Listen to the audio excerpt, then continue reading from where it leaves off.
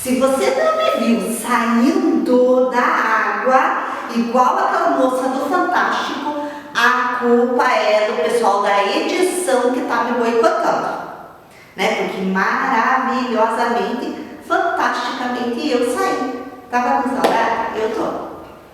Coração faz assim, tum, tum, tum, tum, tum, saudade, saudade, saudade.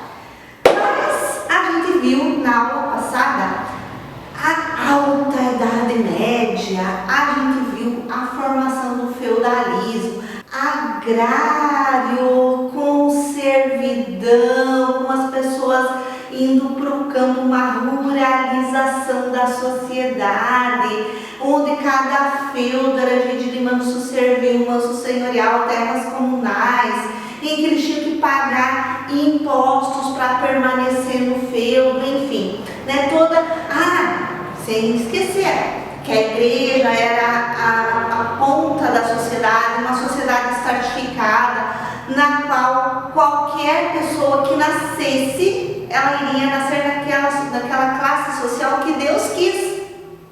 Então, se eu nasci certo, Deus quis. Cada classe social muito bem definida com as suas funções, orar, guerrear, trabalhar, enfim, né? Todas essas características. Agora, a gente vem para a Baixa Idade Média, que é o momento da transformação da Idade Média para a Idade Moderna. Elas vão, lembrem-se, nada aconteceu isso para acontecer aquilo, para acontecer mais aquilo. Não, é todo um contexto histórico em que as coisas elas vão acontecendo, certo? Então eu não posso dizer assim, foi assim, e dentro de quadradinhos. A Baixa Idade Média, ela vem então com essas transformações. Primeira transformação é aqui, ó. Uma transição, então, da média para a moderna. A gente vai ter alguns conflitos ainda existentes entre bárbaros, né, entre os povos germânicos que estão dominando o território, entre os reinos que estão se formando, entre os feudos que estão ali, os senhores feudais, mas há um tempo em que a gente vai ter o ano 1000. No ano 1000 a gente vai ter a paz de Deus. O que significa isso?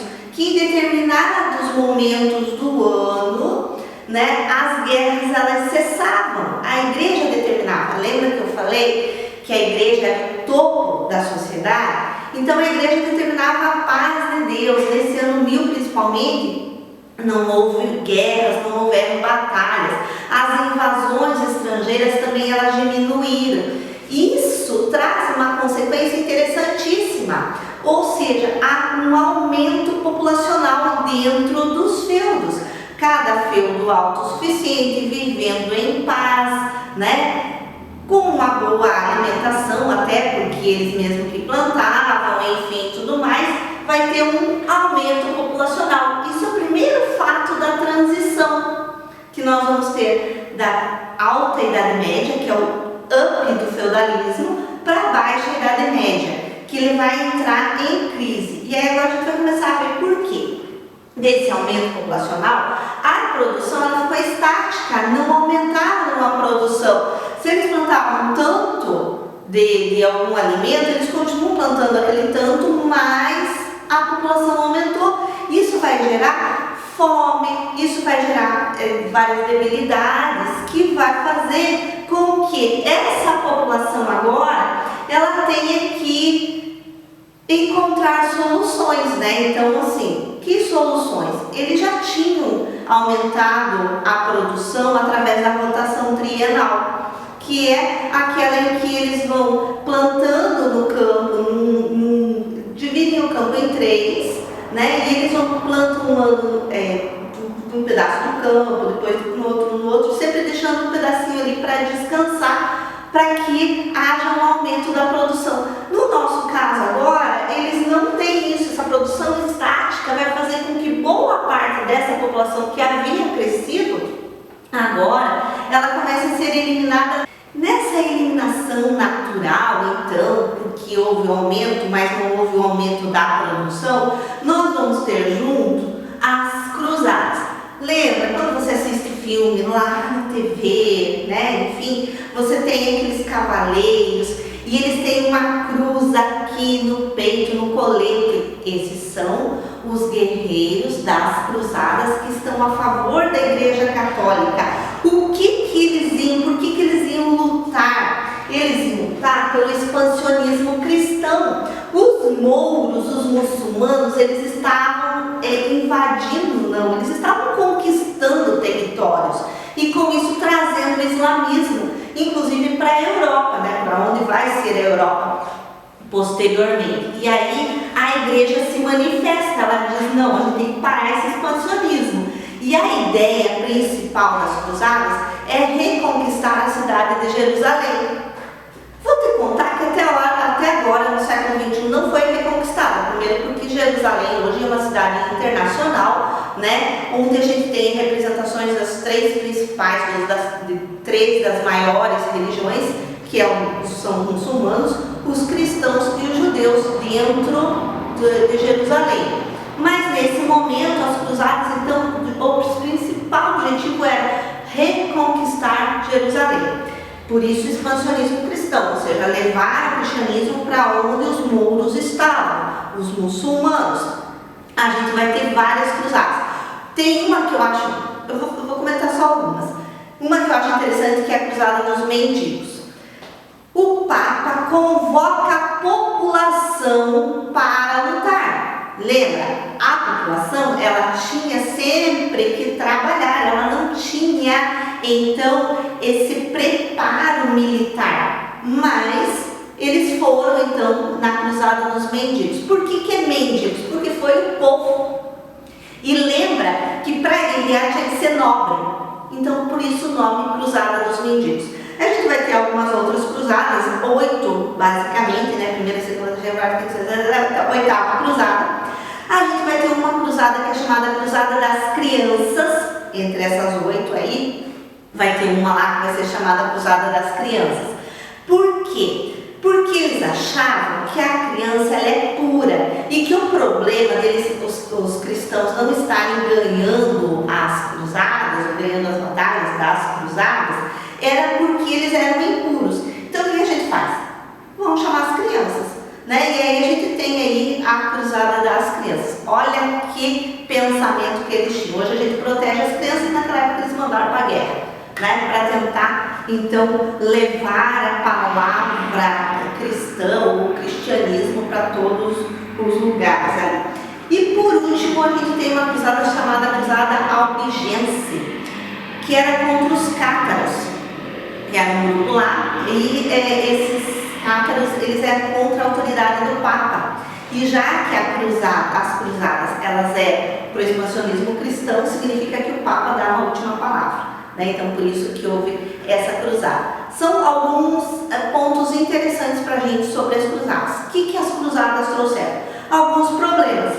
Exemplo, eliminou mais um tanto daquela população que havia crescido. Então a fome elimina a população, mais as cruzadas. Junto com isso, a gente vai ter um empobrecimento de muitos nobres, muitos daqueles servos que viviam nos feudos, eles acabam saindo dos feudos, porque eles não têm mais a proteção do nobre, então não tem por que eles ficarem ali. Quando eles foram, então, para os feudos, era para que o nobre os protegesse, e eles assim trabalhariam. Quando os nobres foram para as cruzadas, acabaram perdendo terras, acabaram perdendo os feudos. Sempre é muito bom lembrar, os nobres, eles foram porque os papas convocaram, que o papa convocou, sim, mas também tinham o objetivo de reconquistar mais terras. A gente vai ter muitos nobres que não são os primogênitos, ou seja, que não são os primeiros filhos, e que foram para as cruzadas para tentar conquistar terras, visto que até então somente o filho primogênito, só o primeiro filho é que herdava toda a herança. E aí, se você não é o primeiro filho, saiba que você ia ter que obedecer ao seu irmão mais velho. Parabéns para você, porque eu sou o irmão mais velho, então tá tudo certo comigo. Mas olha que interessante, eles saíram então para as cruzadas para tentar conquistar territórios, riquezas e tudo mais. Bom, eliminamos já percebeu que teve um crescimento populacional e que a gente já começou a eliminar? E que esse povo que saiu agora do feudo, né? A gente tem ainda os feudos com os servos e tudo mais, mas a gente tem um grupo que saiu. E quando eles saíram, eles foram ao redor dos castelos, do muro do castelo. Lembra lá do manso servil, o manso senhorial? Então, o que eles fizeram? Eles vão ao redor dos castelos, mais ou menos nos pontos de encontro, umas rotas de que todo mundo passava por ali, para fazer trocas comerciais. Começaram trocando o feijão pelo arroz, a ovelha pelo boi, sei lá, né? Eles começaram trocando. Daí eles começaram a perceber, teve um grupo que começou a perceber que poderia ter outras formas de trocas. Só que tinha um problema, porque cada feudo ele era autossuficiente. E por ser autossuficiente, o senhor feudal ele mandou cunhar, ele mandou fazer a moeda com a careta dele. E aí eu me pergunto, o que eu quero com uma moeda que tem a careta do outro? Eu não quero essa moeda. Só que sempre tem aquele que é mais perspicaz. O que ele vai fazer? Vai botar um banquinho, senta no banquinho, põe a mesinha ali na frente, nessas rotas que eu estava falando de trocas, e ele vai então começar a acumular essas moedas e fazer outras trocas, que é o que a gente chama de banqueiro. Por isso banqueiro, porque ele colocava um banquinho nessa rota e ele começou a fazer trocas agora de moedas, né? Então assim, às vezes um senhor feudal valia uma moeda, às vezes ele valia duas, então independente disso. Mas é interessante que a gente tem agora um renascimento comercial daquele feudo agrícola, autossuficiente, que não precisava do outro feudo do lado. A gente já tem agora as trocas, primeiro em produtos, em espécie, e agora a gente já tem trocas em moedas. Há o renascimento comercial. Bom, para que eu vou estar todo dia indo para lá, voltando para o feudo e tudo mais? Começam então a surgir uma espécie de cidade, os burgos. O que são os burgos? Centros comerciais, onde essas pessoas, elas comercializavam. E quem comercializava? Os burgueses. A gente vai ter agora uma nova classe social que não existia na Alta Idade Média. A gente ainda tem a igreja, ainda tem os nobres, que agora já estão mais empobrecidos. A gente ainda tem os servos, tem as pessoas livres, mas a gente tem os burgueses. Esses caras, eles vão assim mudar toda a sociedade a partir de agora. A gente vai estar começando a ter um pré-capitalismo. As pessoas que enriquecem pelas trocas comerciais. Olha que bacana que é, né? Então hoje você sabe por que as coisas acontecem quando elas começaram dessa forma aqui. Bacana, né? Junto com o renascimento então comercial, agora o surgimento das cidades, dos burgos, os burgueses, as pessoas que começaram a enriquecer com o comércio, a gente vai ter as guildas. O que são guildas?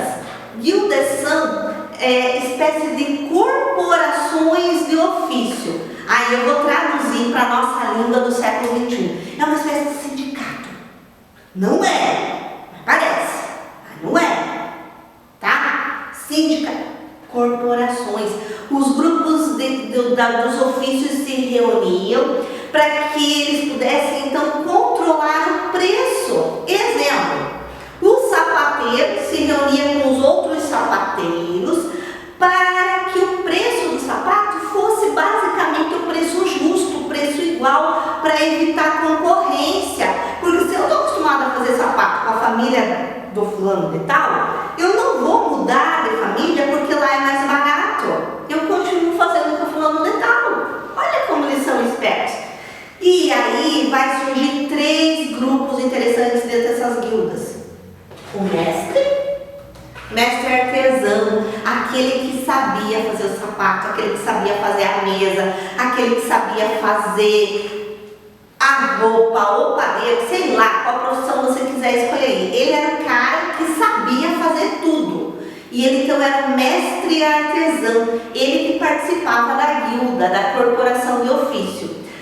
Abaixo dele eu vou ter um jornaleiro, que é um empregado. aquele que cumpre a jornada de trabalho, não é jornaleiro de entregar jornal, é aquele que cumpre a jornada de trabalho.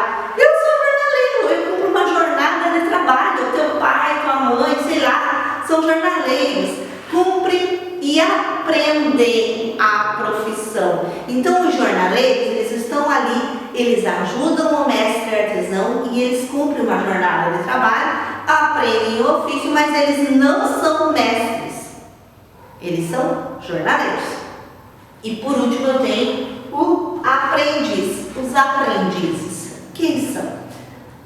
Os aprendizes são aqueles que da escola técnica hoje em dia, são aqueles que querem se tornar mestres, artesão, mas eles ainda não sabem. E o que acontece?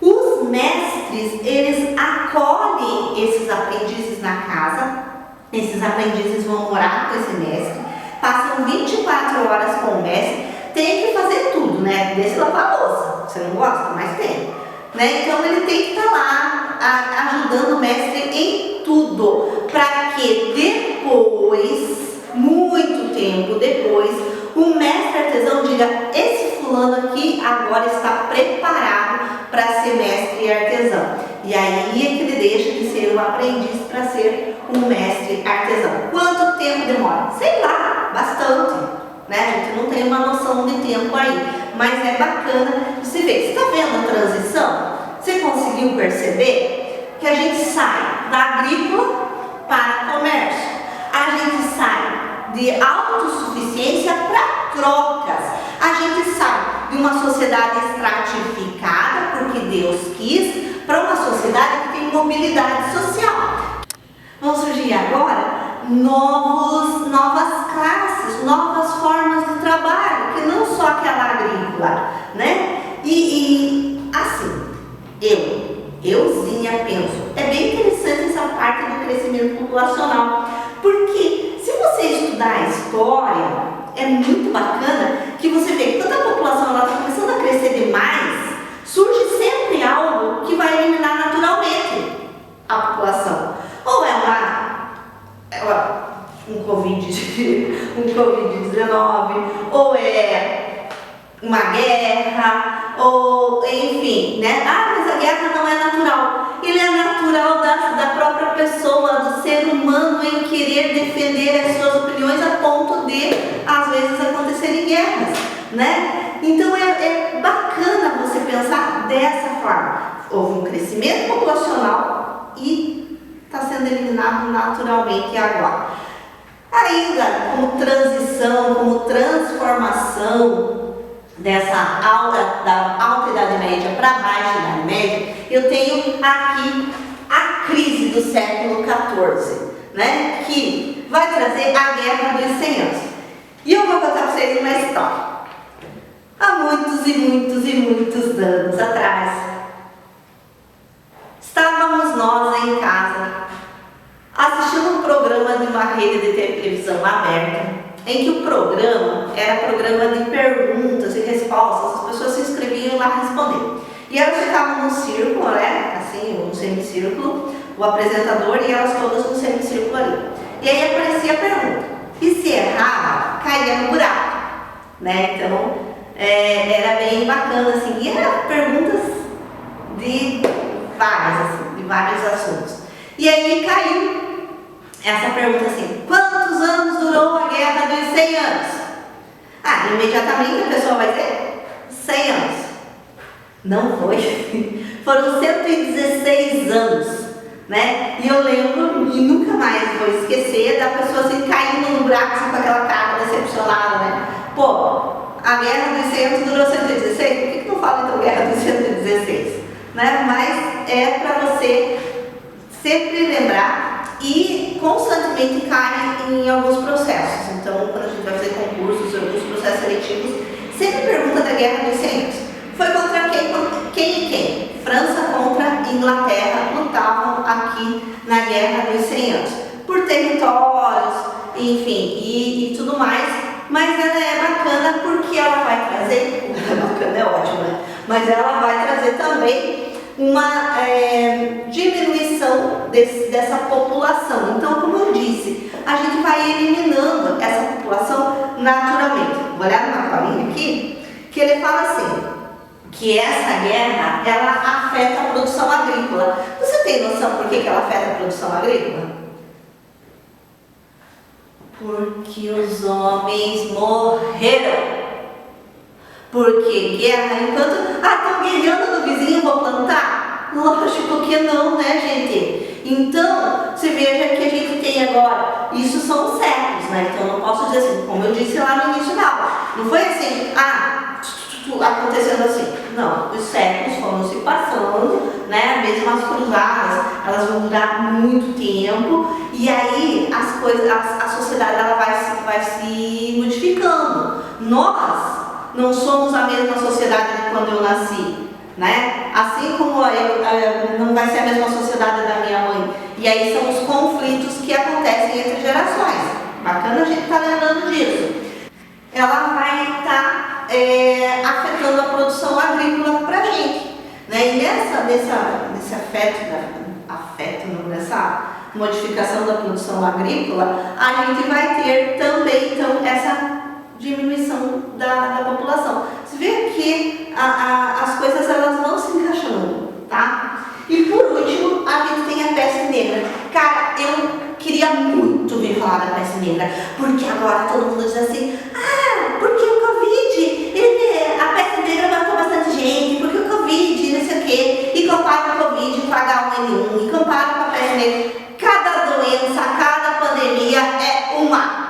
Não dá para comparar, porque acabei de dizer, a sociedade é diferente, tá? Para começar a conversa, a gente não sabe nem se a gente tem os mesmos anticorpos, enfim, não sei como é que é, não sou especialista nessa área, mas é bacana porque essa peste negra, ela foi considerada um castigo divino, né? Contra essa sociedade que agora enriquecia.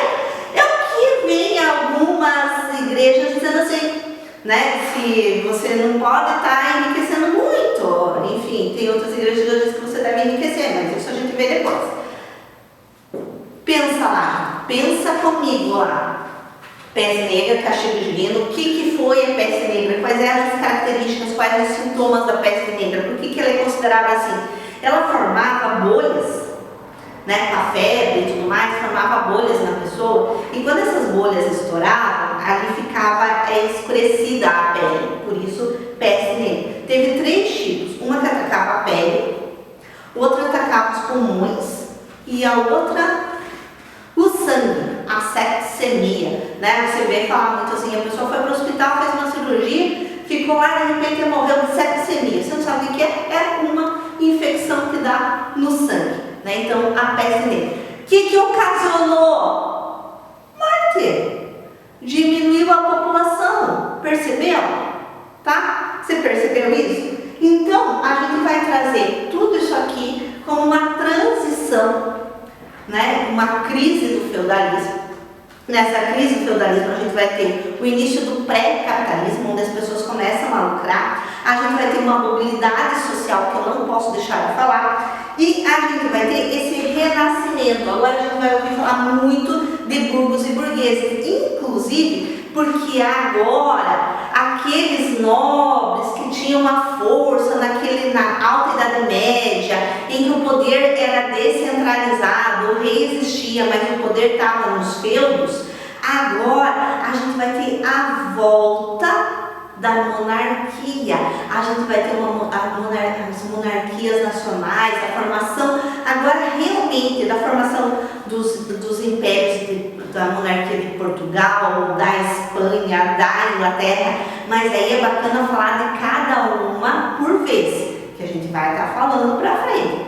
Eu acho que daqui a pouquinho, né? Então, isso que eu queria deixar bem claro para você, a diferença entre a alta Idade Média e a baixa Idade Média. Alta Idade Média, feudalismo, agrícola, estratificação da sociedade, descentralização do poder. Baixa Idade Média, tudo o contrário. Aumento populacional, daqui a pouco decréscimo populacional, cruzadas, guerras, PESP, mais renascimento comercial e urbano. Ok? Até a próxima!